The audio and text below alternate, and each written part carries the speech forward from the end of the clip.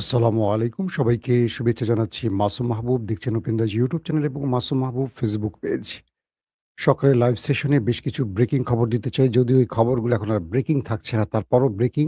কারণ আমি যখন লাইভটি করছি তখনও ইরান আক্রমণ চালাচ্ছে। প্রিয় দর্শক, সংক্ষিপ্ত লাইভে যে বিষয়গুলো আজকে আলোচনা করতে চাই তার প্রধান কারণ প্রধান খবরগুলো হলো ইরান এবং আমেরিকার মধ্যে আবারও ব্যাপক লড়াই শুরু হয়ে গেছে। গত রাতে আ আমেরিকা তার অ্যাটাক শুরু করলে আজ ভোররাত থেকে ইরান পাল্টা প্রতিরোধ গড়ে তুলেছে। এতে করে মার্কিন বেশ কয়েকটা ঘাঁটি এখন পর্যন্ত জ্বলছে বলে মধ্যপ্রাচ্যের আউটলেটগুলো দাবি করছে। পাশাপাশি কাশ্মীরের অবস্থা আরো খারাপের দিকে যাচ্ছে। পাকিস্তান অধ্যুষিত আজাদ কাশ্মীরে পাকিস্তানের নিরাপত্তা বাহিনী ব্যাপক শক্তি প্রয়োগ করে প্রচুর মানুষ হতাহত করেছে। আবার আফগান সীমান্তেও পাকিস্তানের সাথে লড়াই চলছে। দর্শক, চলুন আগে প্রথমেই আমরা শুরু করতে চাই ইরানের খবর দিয়ে। আমরা কি ইরানের খবরটা না পাকিস্তানের খবর দেই? কারণ এই ফাঁকে আমাদের আরো দর্শকরা যুক্ত হয়ে যাক। আমি দেখতে পাচ্ছি আমাদের অনেক দর্শক এখনো মিসিং এ আছে, আরকি ঢুকতে পারেননি। আপনারা জানেন যে পাকিস্তানের গিলগিট বালুচিস্তানে সাম্প্রতিক সময় আমি এর আগের কয়েকটা লাইভে বলেছি, একটা কারচুপিপূর্ণ নির্বাচন করেছে পাকিস্তানের এস্টাবলিশমেন্ট। সেখানে মানুষের ভোটে নির্বাচিত হয়েছে পিটিআই। কিন্তু পিটিআইকে বিজয় না দিয়ে আসিফ মনিরের এস্টাবলিশমেন্ট সেখানে ইমরানের বিপরীত প্রার্থীকে বিজয়ী ঘোষণা করেছে এবং ইমরানের বাহিনীর উপর সব রকম ক্র্যাকডাউন করেও তাকে যখন পরাজিত করতে পারছিলেন না, শেষ পর্যন্ত ফলাফল এলোমেলো করে দিয়ে বিজয়ী প্রার্থীকে পরাজিত, পরাজিত প্রার্থীকে বিজয়ী ঘোষণা করে দিয়ে পাকিস্তান নতুন করে গণতন্ত্রের আরেকটি যাত্রা শুরু করলো। যে গণতন্ত্র আমাদের সভ্য সমাজকে কি বলবো ক্রমান্বয়ে পিচাস বানাচ্ছে। সেই গণতন্ত্র আমরা পাকিস্তানের কাছ থেকে দেখলাম। এই ব্যাপারে পিটিআই বিক্ষোভ মিছিল সবই করেছে, কিন্তু কাজের কাজ হচ্ছে না। কারণ পিটিআইকে আস্তে, আস্তে ভেতর থেকে ভেঙে ফেলছে আসিফ মনির। কারণ ইমরান খান এখন জেলে রয়েছেন। কাফতান জেলে থাকার কারণে পিটিআইর শক্তি ক্রমান্বয়ে কমছে। দ্বিতীয় গুরুত্বপূর্ণ খবরটি হলো কাশ্মীর। আমরা এতদিন ভারত নিয়ন্ত্রিত কাশ্মীরের খবর শুনতাম। ১০ লক্ষ সেনা পাঠিয়ে ভারত কিভাবে নির্যাতন নিষ্পেষণ চালায় মুসলিম কাশ্মীরিদের উপর। এবার নতুন করে দেখলাম আসিফ মনিরের বাহিনী আবার সেখানে নতুন করে ক্র্যাকডাউন চালাচ্ছে। গত কয়েকদিন ধরে কাশ্মীর ব্যাপক উত্তপ্ত এবং প্রথম দিনই আমি আপনাদের খবর দিয়েছি ২০-এর অধিক মানুষের প্রাণ গেছে। আজকে সকালে লেটেস্ট আপডেট হলো হাসপাতালে এখনো ৮ থেকে ১০ টি লাশ পড়ে আছে, যারা নতুন করে পুলিশের গুলিতে নিহত হয়েছেন। মানুষকে এক জায়গায় হতে দিচ্ছে না। লাশ ফেরত দিচ্ছে না। লাশ ফেরত দিলে মানুষ জানাজার নামে আবার বিক্ষোভ করতে পারে। তো কাশ্মীরিরা বিভিন্ন পয়েন্টে এখন বিক্ষোভ করে তারা সড়কে উঠছে এবং একে, একে হাজার থেকে লাখো জনতা এক হচ্ছে এই সিস্টেমের বিরুদ্ধে বা এই সরকারের বিরুদ্ধে বা কাশ্মীরিদের উপর গুলির বিরুদ্ধে। কাশ্মীরিরা নিজেরা দাবি করছে যে পাকিস্তান ভারতকে সবসময় কাশ্মীরিদের হত্যার জন্য দায়ী করে, সেই পাকিস্তান আজ নিজে কি করে তার ক্ষমতা ধরে রাখার জন্য কাশ্মীরিদের উপর গুলি চালালো। পৃথিবীর যেই প্রান্তে কাশ্মীরিরা অবস্থান করছেন সোশ্যাল মিডিয়ায় তারা এই বিষয়টি নিয়ে ব্যাপক সরগরম তুলছে এবং ভারত এই সুযোগটি আবার কাজে লাগাতে চাইছে। সবকিছু মিলে কাশ্মীরিদের উপর গুলি চালিয়ে পাকিস্তান তার ন্যায্য অধিকার বা তার যে রাইট সেটা হারিয়েছে। আজকের পর কাশ্মীরিদের পক্ষে পাকিস্তান কথা বলতে পারবে কিনা এই প্রশ্নটিও উঠে আসবে। কারণ তারা যে কাজটি করছে এটা কোনোভাবে ন্যায়সঙ্গত কাজ নয় বলে পাকিস্তানের বিভিন্ন সাংবাদিকরা তাদের সোশ্যাল মিডিয়াগুলোতে জানাচ্ছেন। দর্শক, চলুন আমরা চলে আসছি এবার ইরান আমেরিকা প্রসঙ্গে। আমরা গতকালকে লাইভে আপনাদের বলেছিলাম যে ইরানের একটি অ্যাপাচি হেলিকপ্টার দুঃখিত, আমেরিকার একটি অ্যাপাচি হেলিকপ্টার ইরান হরমুজ প্রণালীর উপর বিধ্বস্ত করেছে।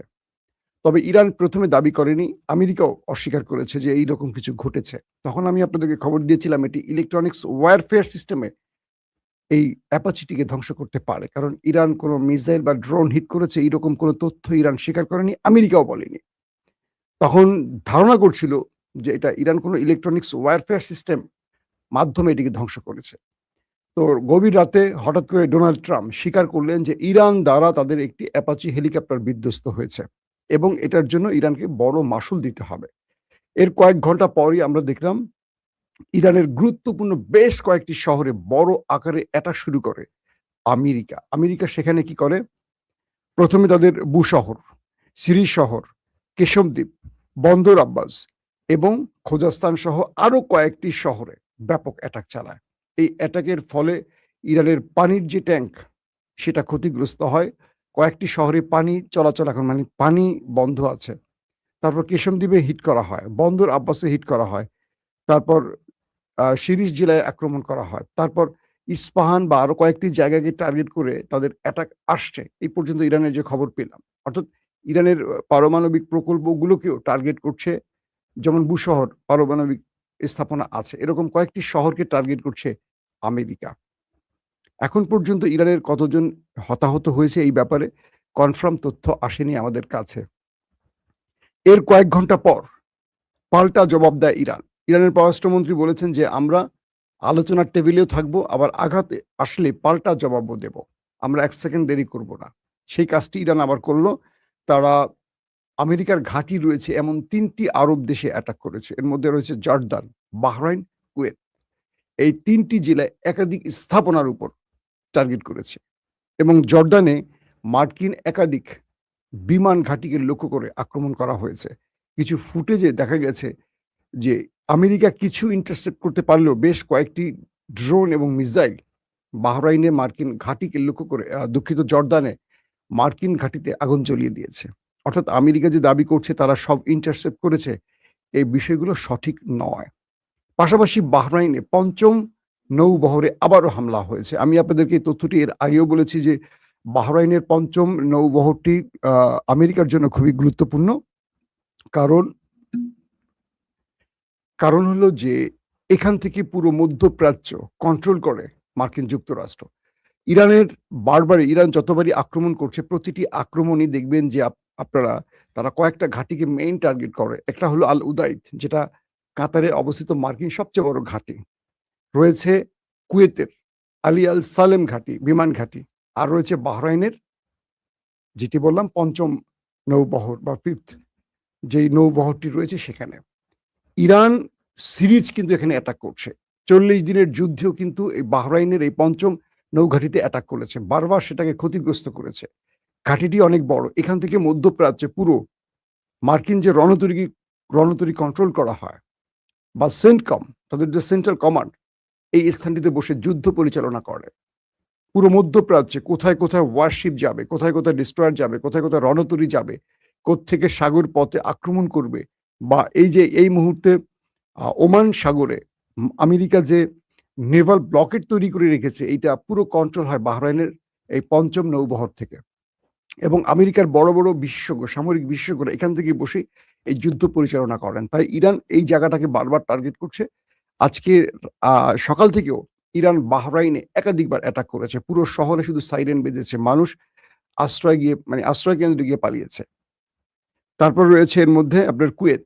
কুয়েতের আলী আল সালেম সহ আরো কয়েকটি ঘাঁটিতে, আমেরিকার ঘাঁটিতে টার্গেট করেছিল ইরান এবং সেখানেও বেশ কিছু ড্রোন এবং মিসাইলের মাধ্যমে অ্যাটাক করেছে। অর্থাৎ মার্কিন এই ৩ টি ঘাঁটিকে ব্যাপকভাবে হিট করে ইরান পাল্টা জবাব দিয়ে এটা প্রমাণ করেছে যে তারা আমেরিকাকে এক তিল ছাড় দেবে না। ইরান বলেছে যে হরমুজ প্রণালী ইরানের জলসীমা। এখানে কোনো বিদেশি রাষ্ট্রের বিমান বা হরমুজ প্রণালীতে কোনো জাহাজ প্রবেশ করতে হলে ইরানের অনুমতি লাগবে। আমেরিকার অ্যাপাচি হেলিকপ্টার ইরানের ভেতরে ষড়যন্ত্রের পরিকল্পনা নিয়ে আসে। ইরান সেটিকে একাধিক সংকেত পাঠায়। সেই সংকেত অনুযায়ী অ্যাপাচি হেলিকপ্টারটি তার স্থান ত্যাগ করেনি। তারপর এটি যা হওয়ার হয়ে গেছে। আমেরিকা বলছে ইরান আমাদের ধৈর্যের পরীক্ষা নিচ্ছে। আমাদের এই অ্যাপাচি হেলিকপ্টার বিধ্বস্তের জন্য ইরানকে বড় মাশুল দিতে হবে, তারপরে গেম শুরু। এই মুহূর্তে মানে আমেরিকার খেলা থেমে যাওয়ার পর ইরান তার খেলা শুরু করছে। মধ্যপ্রাচ্যের বিভিন্ন রাষ্ট্রে সিরিজ অ্যাটাক চলছে। আল জাজিরা সহ বড়, বড় গণমাধ্যমগুলো বলছে ইরান থেমে, থেমে মিসাইল এবং ড্রোন দিয়ে অ্যাটাক করছে। একটা বিষয় আমরা একটু আলোচনা করি। ২ দেশের মধ্যে কিন্তু চলছে যুদ্ধবিরতি। এই যুদ্ধবিরতির মধ্যে বারবারই আমেরিকা ইরানে ঢোকার চেষ্টা করছে। একদিকে তারা আলোচনা করছে। আবার আজকে সকালে আরেকটি MQ-9 রিপার বিধ্বস্ত করেছে ইরান।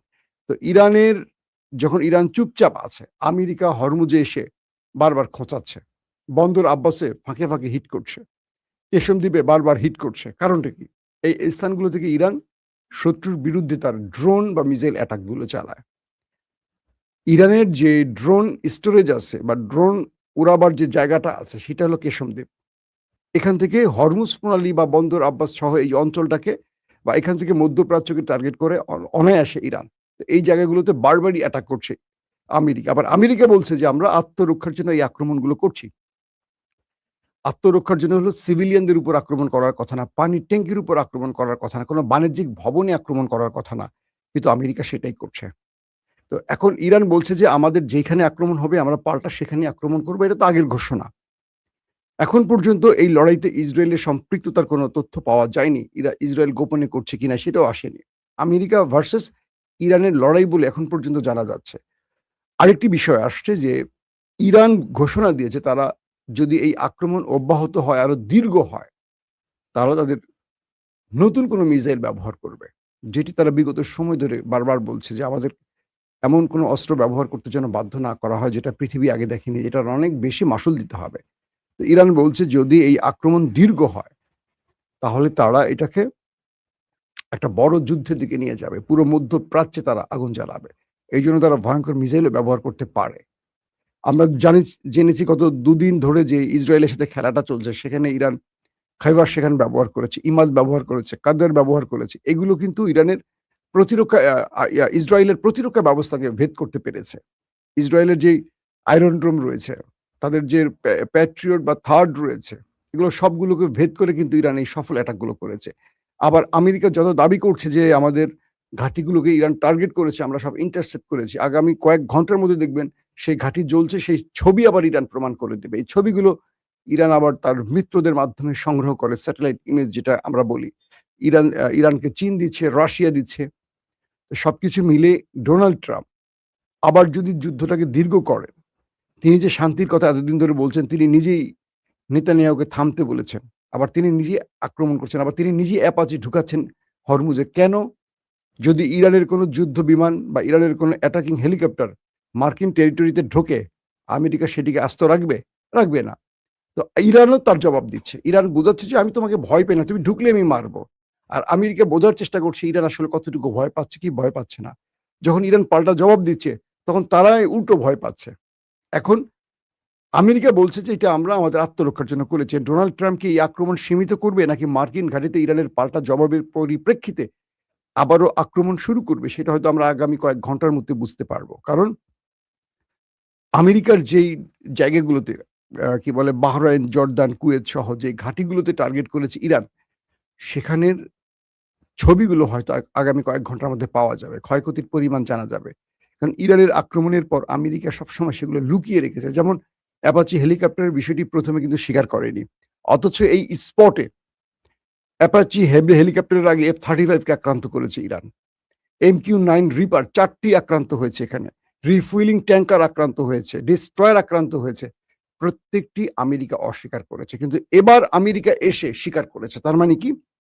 অ্যাপাচি হেলিকপ্টারের ইস্যুতে আমেরিকার স্বীকারের কারণ কি? আমেরিকা হয়তোবা নেপথ্যে যেই বিষয়টি এতদিন আলোচনায় ছিল ২ দেশের মধ্যে যুদ্ধবিরতির বা শান্তি চুক্তির জন্য শর্ত মানা বিষয়গুলো, সেটা হয়তো আমেরিকার কুল কিনারা করতে পারছে না।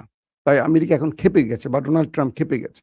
অথবা তার ইজ্জত রক্ষার্থে যেহেতু অ্যাপাচি হেলিকপ্টার এটা খুবই একটা কি বলবো আমেরিকার পাওয়ারফুল অ্যাটাকিং হেলিকপ্টার। এটা বিধ্বস্ত মানে আমেরিকার পুরো অস্ত্র ব্যবসায় হাত পড়ে যাওয়া।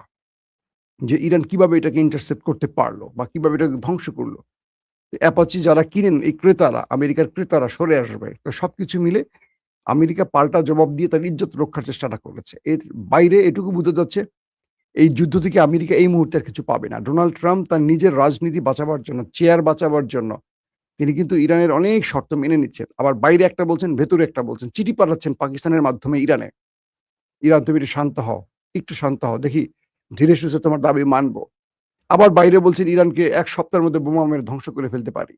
এই ব্লাব ঘোষণাগুলো ট্রাম্পের মানে দ্বৈত নীতি বা দ্বৈত বক্তব্য ইরানকে বেশি বিক্ষুব্ধ করছে। ইরান বারবারই বলছে আমরা ইসরায়েল এবং আমেরিকাকে বিশ্বাস করি না। তারা কথা এবং কাজের কোনো মিল রাখে না। এই পরিস্থিতিতে আমরা বলতে পারি মধ্যপ্রাচ্য আবারও উত্তপ্ত হচ্ছে, আবারও বড় একটা যুদ্ধের দিকে যাচ্ছে। আশা করি যুদ্ধটা যেন না হয়। কারণ এই যুদ্ধটা শুরু হলে পুরো পৃথিবী এর জন্য সাফার করবে। আমরা চাই ২ দেশ শান্ত হোক, শান্তিপূর্ণ আলোচনার মাধ্যমে সমঝোতা হোক এবং পৃথিবী শান্তিময় হোক। যুদ্ধ বন্ধ হোক। আল্লাহ হাফেজ।